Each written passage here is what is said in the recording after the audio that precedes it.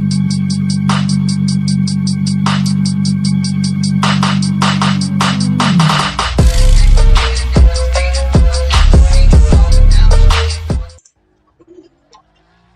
everyone, and welcome to a new video. Today I'm gonna show you guys some tips and tricks that are basic for tandeming in this game, because I see that there's still people that are struggling or having problems with it. So I don't know how long this video is gonna take, but I'm gonna try to explain like whatever comes in my mind and everything I've learned during all the time that I've been playing this game. That it's around 500 hours approximately. So yeah, first of all, I want to show you guys my tune, because tunes are really important for tandems. Some people say every tune works and every kind of suspension can work or whatever, but it's not actually true. You need a car that, first of all, is smooth. You don't want a car that will be jumping around all the place, and then when you brake it will make the car behind you smash you and those kind of stuff. So at the beginning it's gonna be like a bit complicated to get a nice tune, because some cars are just easier to tune than other cars. So yeah, I'm gonna show you the tune for this car that I'm gonna be using today. It's a really different tune because of the amount of horsepower I have on this car. I was just trying different stuff some days ago, and yeah. So here's the tune for this car. As you see, it has a pretty stiff suspension. So you can have like some faster reactions, and the car is gonna have a bit fast turning. So yeah, here you can copy the suspension. It's a bit, I wanted to keep it a bit realistic, but I see some people just try to run like really weird suspension settings, and it just doesn't go with me, because it just doesn't feel right. So yeah, so for example, ackerman is something that's really important. It's really important for tandeming and for just drifting in general, because I'm gonna explain like really quickly what ackerman is, because there are some people that just don't understand anything about it. So if you see your car from here, you're gonna see your tires, yeah? So what ackerman does is that the more you have, it means that your both front wheels are gonna turn at the same angle at the same time. So if you have, for example, zero ackerman, you can see the wheels are not going like turning to the same side. So what is this gonna do? So basically, this is gonna make your car not want to drift, and when you are getting like a big angle, the front wheels are gonna just lose a lot of grip, and you really don't want that, because you're gonna lose speed, and you're just not gonna be able to catch up with the car in front. Some people do this because it's like some people call it like a not spinning out assist, because of this, because it doesn't let your car get angle. But since we're trying to get experience in game and trying to make a bit realistic tune, what I usually do is that I run between 90 to 100% ackerman, since with this setup your wheels will have more grip, and yeah, it will be easier just to turn. But you have to be like really steady with your thumb, like when steering, because if you steer too much, you'll be spinning out really easily. So you don't want that. You want to be really precise with it. So yeah, at the beginning it's gonna be a little bit hard, but it's just about getting used to it. And max steering angle always, because if you just lower it, your car is just not gonna be able to get a lot of angle, and then when your car is going to spin out, you won't be able to go back again on place. Wheels, here's the wheel setup, you can just copy it again. Engine, so here's why I say that this one is pretty different because of the amount of horsepower. Some people say that the more horsepower you have is going to be better, but it's not always true, because in this case we have a 90 adhesion, and if you put too much horsepower, your wheels are just going to be spinning like crazy. You won't have any grip, and yeah, it's no point like having 90 adhesion with like full horsepower, because like it just doesn't work, and you're just gonna be smashing the car in front. You will have to brake a lot, and it's not good at all. So since people be saying that drifting with small amount of horsepower, I just wanted to prove that they are completely wrong, that you can still do it. Because here's the secret: you still have your transmission, you can play with it. So in this case, when you have this small amount of horsepower, what you can do is just use shorter gears, so your car will still have just power to come out of every turn, so your car won't die, and you will still be able to spin your tires. Of course, this will in straights it will be a bit slower, but for example in maps like Red Rock or Cami Road, for example, this is perfect, since you don't really need to go really fast, because there's a lot of turns in all the map. So yeah, this is a good option as well. And your brakes are really important as well.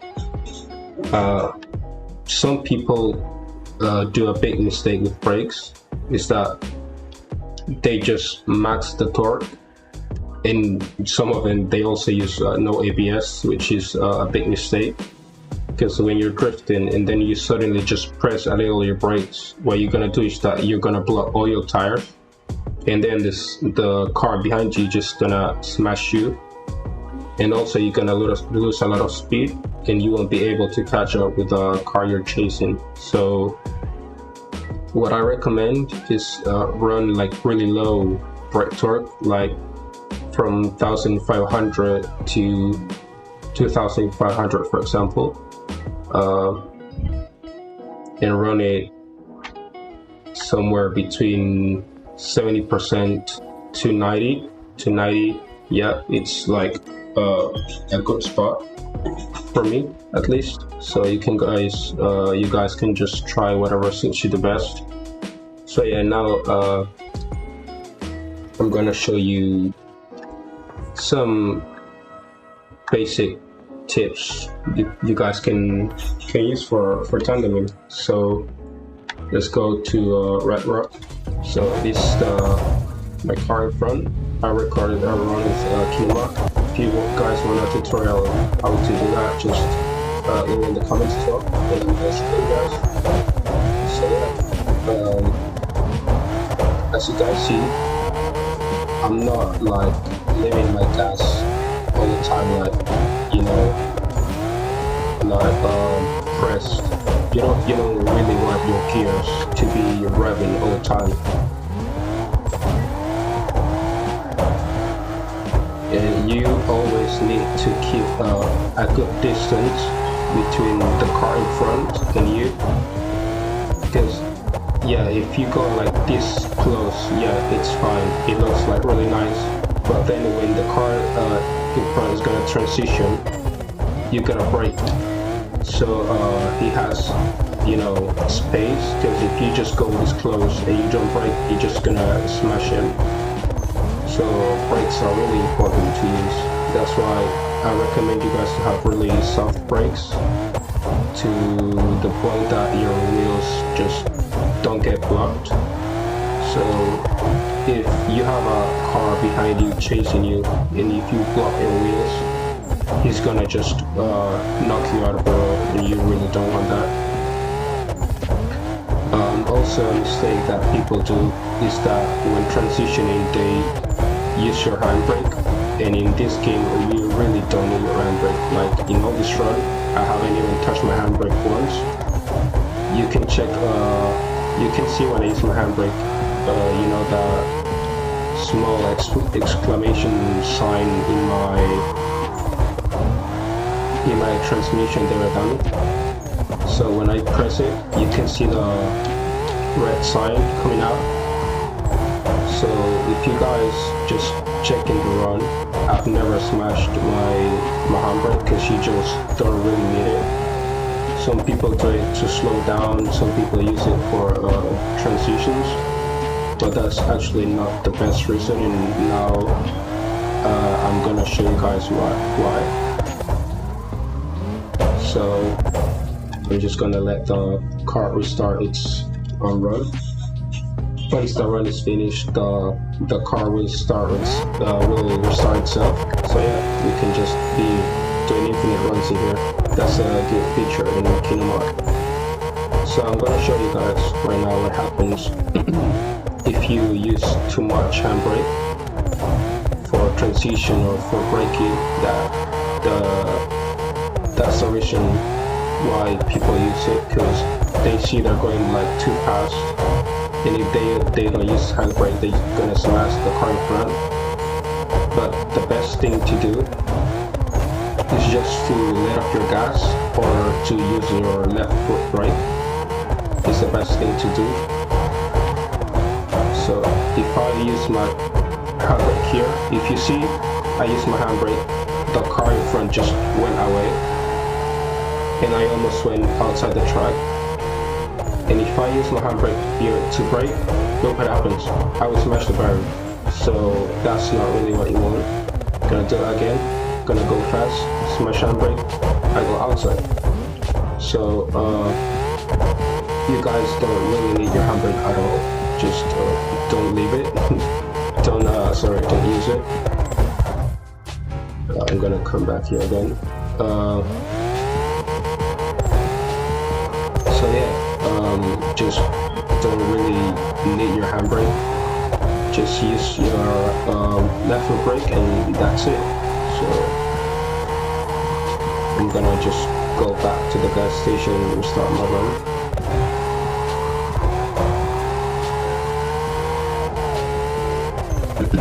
I'm sorry for my voice. I'm just a bit sick, but hopefully some days are gonna be better. I'm gonna restart the replay. Select this one and press play down here. So now I'm gonna show you guys as well what you have to do if you feel like you're not following like the same line as the chaser, as the leader is doing.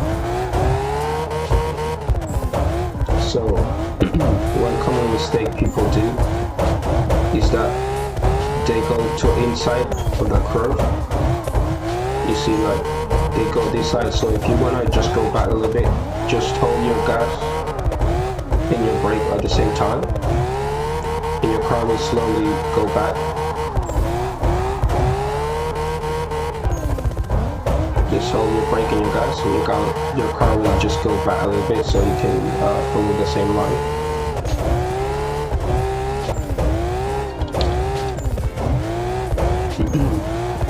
And as well, I've seen people in this game don't really use their clutch. But for me, it's something really important since I've already used to it. Like sometimes, for example, now my car doesn't have speed. What I do is that I just hit my clutch, and now I'm back at the wheel spin. So yeah, clutch, well, you can use it as well as for transitioning. You hit your clutch and then you transition like really quick. So But some just small tips you guys can use. As you guys see, this car is just 400 horsepower. The R35 is almost 800, so there's no issue in keeping up with it. It's just about what type of tune you have. If you have a low horsepower car, what you can do is just make your tires wider, or just play around with your pressure, your tire pressure, and see whatever just suits you better.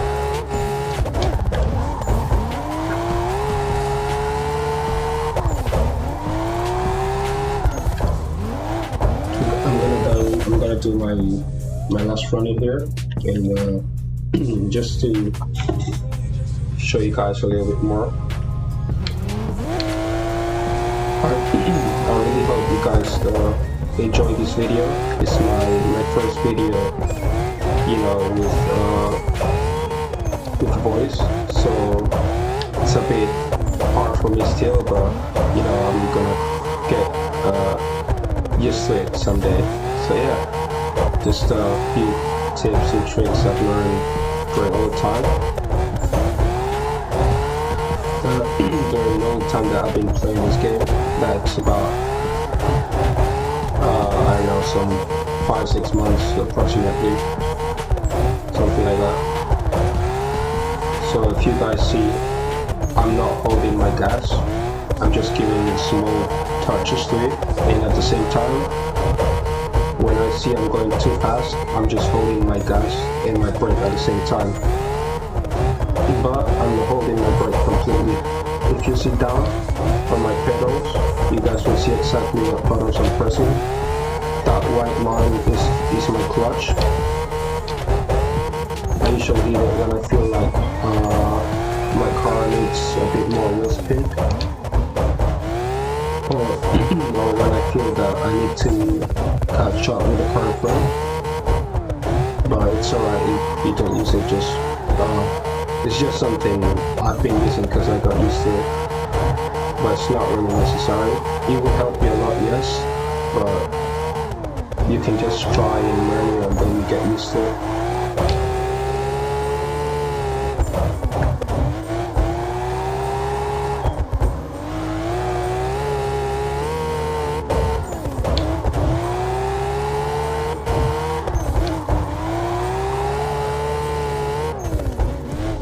So if you guys feel like you're gonna crash the car in front, just let off a bit your gas and press your brakes a little bit. Never use handbrakes. And yeah, just try to keep a good distance between the car you're chasing. And just the key for all of this is practice, because of course at the beginning it's gonna take some time, but after a few days or weeks you're just gonna get used to it, and every time you just gotta get better. It's all about practice. So yeah,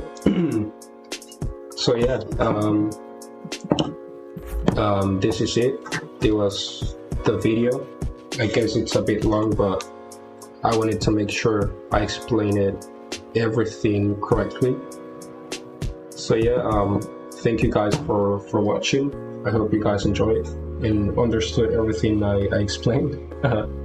If you guys have any recommendation, just leave it in the comments. And yeah, see you in the next one.